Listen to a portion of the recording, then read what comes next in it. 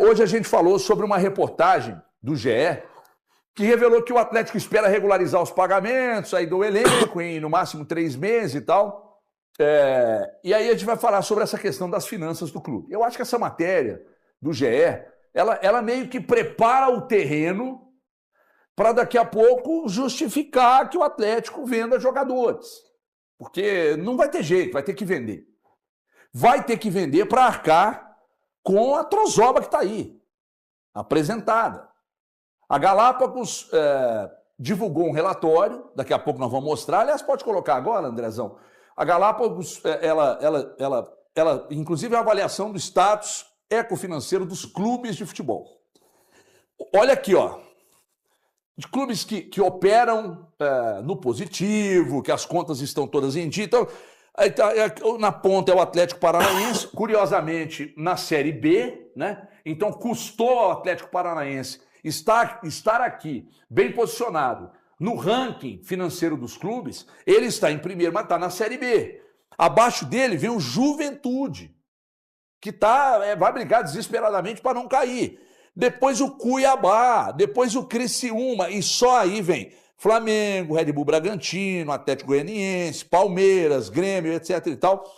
E o Cruzeiro hoje, a classificação do Cruzeiro... Ô, Thiago, aliás, você estava explicando sobre as classificações de AA, A, BB+... Aqui à direita tem escala, HG. Tem escala ali, né? BB+, BB, BB-, BB, B, C, D e E. Isso é saúde financeira, né? Saúde financeira dos clubes. Eu acho que fica mais fácil exemplificar para as pessoas que estão em casa, vendo essa tabela com tanta letra e os seus times lá embaixo, é explicar. Saúde financeira. Olha onde o Atlético ficou posicionado. É o penúltimo. No ranking da Galápagos. O Atlético ficou posicionado à frente somente do Vasco. E isso, para mim, é muito grave. Gravíssimo. É muito grave. Aqui é SAF, mas todo mundo conhece a história do Vasco, o que virou com a 777. E à frente do Vasco está o Atlético. Isso aqui é muito grave. E assim, o Atlético está à frente do Vasco, mas os níveis são os mesmos. Exatamente. Ali não tem nenhuma diferenciação. Assim, de verdade, Everton, me incomoda saber que o Atlético está à frente hoje, do ponto de vista de saúde financeira, somente de um clube que teve uma SAF que, cara, todo mundo viu o que aconteceu. Uma SAF que era quase um 7-1. Então, assim, eu fico nessa preocupação, porque a comparação do Atlético hoje é com uma SAF que simplesmente chegou lá e não fez nada que pudesse ter de produtivo, de herança para o Vasco. É uma SAF que deu errado. O Atlético só está à frente de uma SAF que deu errado. Aí você olha para o Inter, você olha para o São Paulo, Corinthians, todos são clubes associativos com problemas financeiros graves. Aí você vai olhando para frente. A maioria é clube que está próximo do Atlético, é clube associativo com problema grave do ponto de vista financeiro. Quem não tem problema grave hoje do ponto de vista financeiro, tá ali que são as duas SAFs mais à frente e próximas do nível BB, que são Bahia e Cruzeiro. Que tem o Grupo City, tem o Pedrinho, que hoje estão fazendo administrações interessantes. E aí você olha para o Atlético está próximo do Vasco. O que vão tentar fazer? Que é o modus operandi. Desqualificar. Vão tentar desqualificar o estudo, falar que, não é bem assim. E o estudo que é feito e assinado por um cara que eu, pelo menos, considero um cara que entende do assunto, que é o César Grafietti. Então, convenhamos, velho, assim, eu não consigo confiar mais de que o Atlético consiga se tornar um clube sustentável com a administração que tem atualmente. Só um rápido parêntese.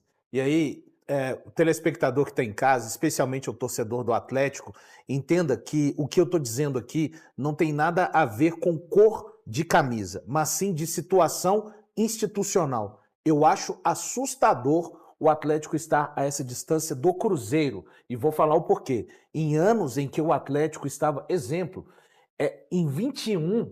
o Atlético está vivendo um dos seus apogeus da história. E o Cruzeiro está afundado institucionalmente. Ainda não tinha, por exemplo, a SAF. Nenhum cruzeirense sabia qual seria o rumo do Cruzeiro em 21. E outra coisa, quando a gestão do Ronaldo assume, o Cruzeiro trabalha por vários anos com um orçamento negativo. É isso mesmo. De olhar assim, o faturamento, o primeiro passo da gestão do Ronaldo Nazário de Lima não foi mais, não. Foi diminuir o déficit. O Cruzeiro, ele tinha um faturamento negativo. Então ele precisou de zerar aí para começar sim a ficar positivo. Então é assustador, a gente está falando de um clube que viveu a tragédia institucional, que viveu o Cruzeiro, e o Atlético está hoje a essa distância. Repito, pessoal, coloquem a mão, abram a mente e entendam o que eu estou falando institucionalmente em termos de arrecadação e toda a tragédia institucional que viveu o Cruzeiro. O Atlético está hoje ao lado do Vasco e está distante do Cruzeiro, conforme o estudo. Valu, e isso que você vai falar, eu acho que a gente vai falar daqui a pouco também, né?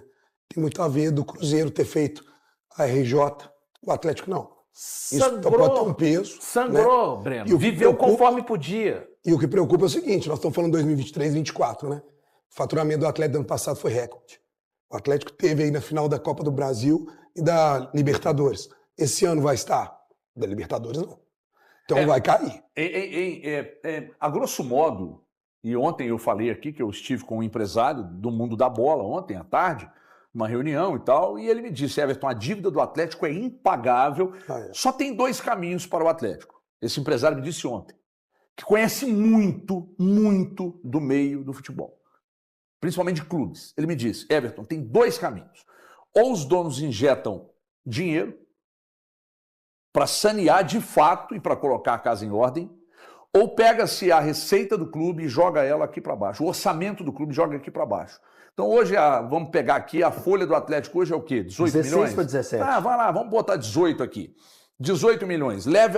Baixa ela lá para 4, 5, e aí, meu amigo, pau na máquina, 3, 4 anos, sangrando, risco de rebaixamento. Só que você fazer isso num clube como o Atlético Paranaense, como o Juventude, como o Cuiabá, é fácil fazer. Mas o Flamengo fez. O Flamengo, um clube associativo, o Bandeira resolveu dar a cara, só que é aquilo que eu disse aqui sobre a questão o Bandeira dá a cara, fica o mandato dele, mesmo e depois ele sai e o clube continua. Então depois que o Bandeira saiu, quem pegou, não pegou terra arrasada. E aí o Flamengo veio subindo, e hoje o Flamengo é expressivo em faturamento, em elenco, faturamento, em orçamento, é o maior do continente. Tudo do Flamengo é maior que qualquer clube hoje do continente. Mas o serviço sujo, o trabalho sujo, foi feito pelo Bandeira. Lá no Palmeiras foi feito pelo Paulo Nobre, que não entregou terra arrasada para o Gagliotti, que muito competente entregou para Leila, que segue tratando a coisa com muito cuidado, com muita competência. O Palmeiras hoje, para mim, embora ele não esteja aqui no topo desse gráfico, é a grande referência hoje. Então, o que a gente precisa prestar muita atenção, aliás, tem um trecho aí, Thiago, mas eu vou te chamar primeiro, nós vamos rodar daqui a pouco, porque em janeiro, o CEO do Atlético, Bruno Musi, ele explicou por que o Atlético não fez recuperação judicial, nós vamos mostrar isso, foi até uma pergunta.